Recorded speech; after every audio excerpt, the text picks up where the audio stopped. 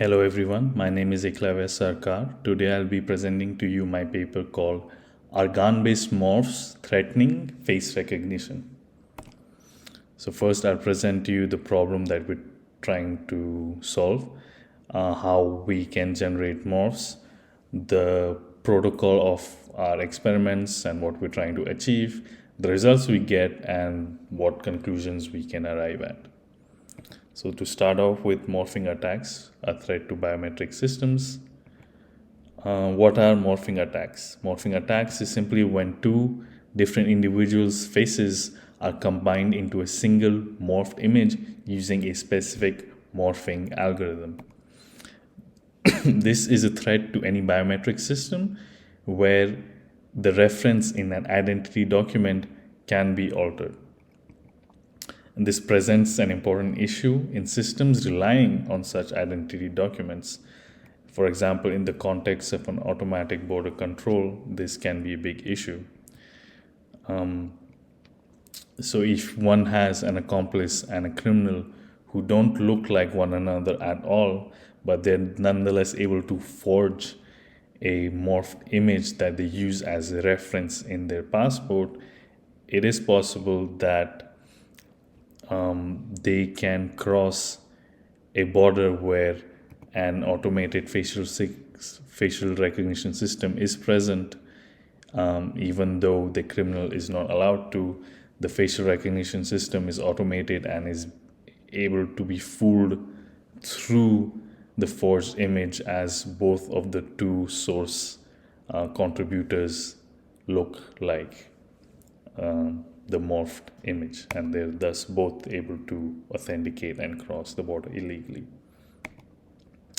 So the motivation for this work is that there has been work done in morphing attacks, but most of it tends to focus on the detection of morphing attacks, and there's some issues that lack attention. For example, there's no understanding on whether the state-of-the-art facial recognition systems are vulnerable to both the classical landmark-based morphs as well as the state-of-the-art deep learning generative adversarial network-based morphing attacks.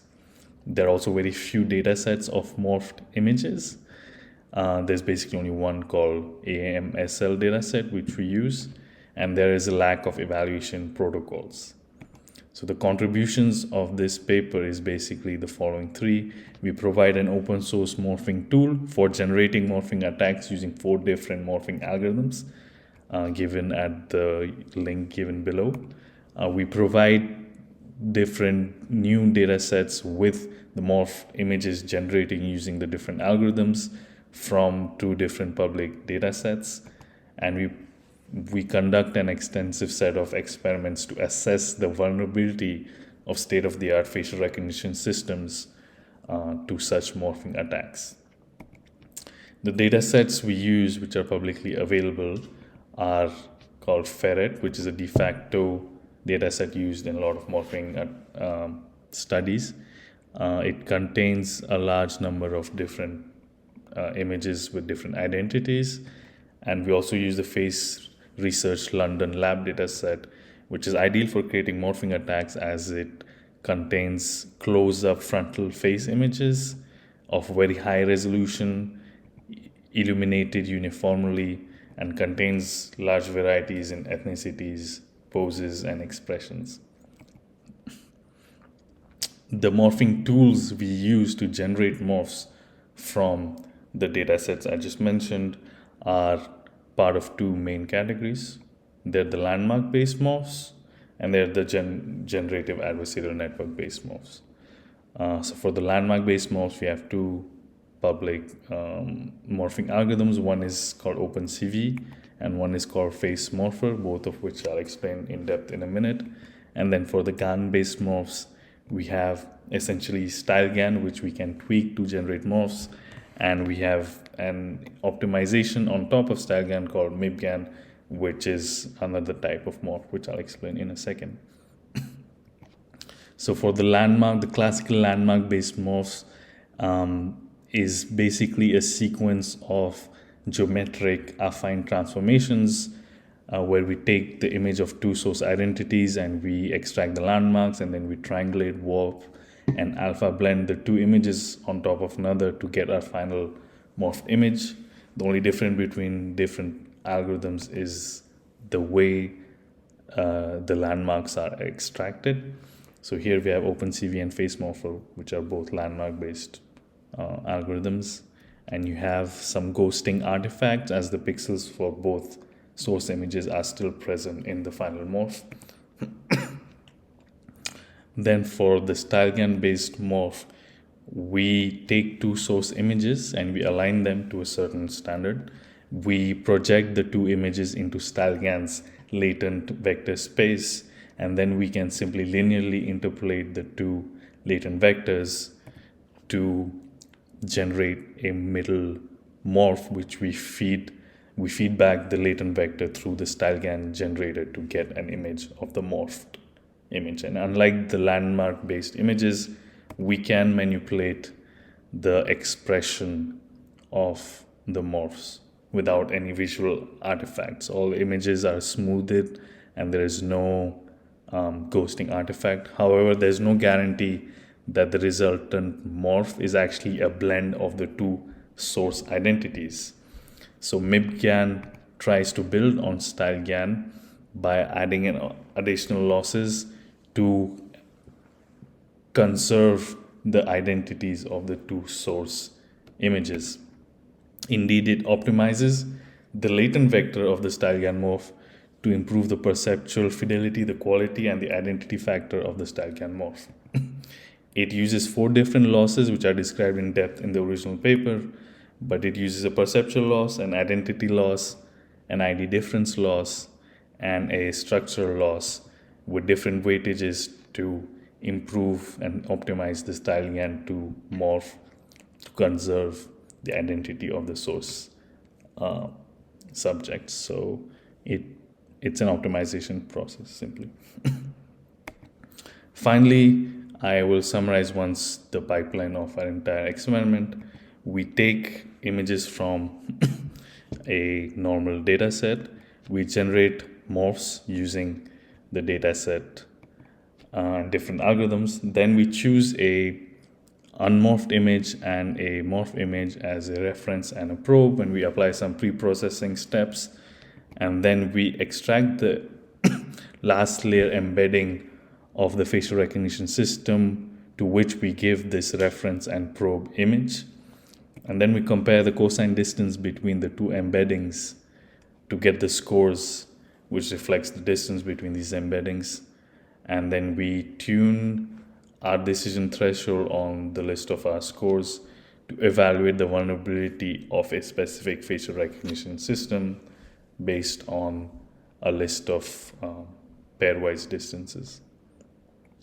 And the facial recognition systems that we use in Occurrence for this are 3 pre-trained deep neural network, FaceNet, ArcFace, and VGG-Face, and 1 classical baseline facial recognition system called ISV. And we evaluate our scores on 2 different scenarios. We can have the morphs as references, given here on the left, where the facial recognition system is hijacked during the enrollment process, and we can also have morphs as probes, where which is more similar to a traditional presentation attack scenario, and the morph is attacking the system from the outside. Finally, in a verification process, we have 3 sets of users. We have a genuine user, which is basically the reference and the probe is the same person and claims to be the same person, so the cosine distance between the embeddings of the reference and the probes are very similar. So you can see this is represented in green in the graph given on the left. Then we have a zero effort imposter where the reference and probe are 2 different people, and so the cosine distance between the two is very large, and that's shown in the blue histogram given on the graph.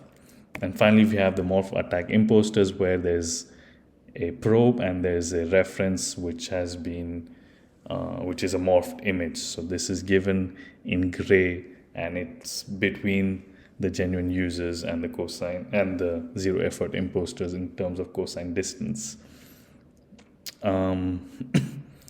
we use 3 metrics to measure our performance. We use the false match rate, the false non-match rate, and the mated morph presentation match rate, which is essentially the quantity, the portion of morphs which are able to successfully fool a facial recognition system.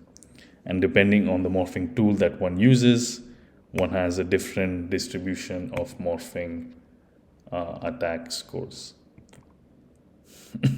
So we have 4 different morphing algorithms, 4 different facial recognition systems, and we evaluate using the MMPMR at an FMR of 0.1% on 2 different scenarios and on 2 different databases. And higher score indicates that the given facial recognition system is more vulnerable to the given type of morphing algorithm.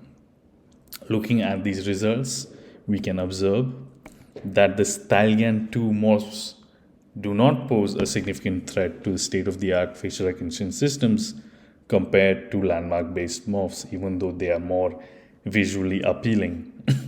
This is likely because the original pixels of both images are still present in the features after the landmark-based morph pipeline is applied. StyleGAN, however, conserves no pixel traces or identity features of the original subjects. MIPGAN, which does conserve some traces of the original identity, does have higher scores than StyleGAN. Additionally, we can observe that the more accurate a facial recognition system is, the more vulnerable it is to morphing attacks. And this is in line with observations made for presentation attacks, and is especially evident when we compare the more accurate and deeper FaceNet system with the VGG system.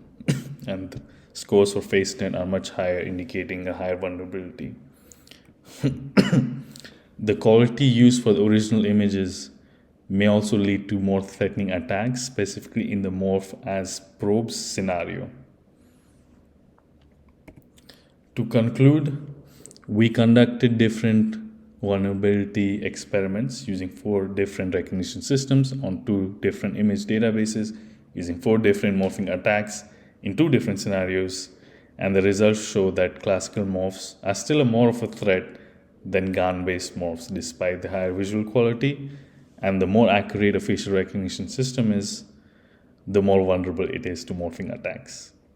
We also publicly release the morphing tools using the 4 different morphing algorithms as a package. We also release the generated data sets of the morphed images as well as all the code used to run all the vulnerability experiments. Thank you for your time.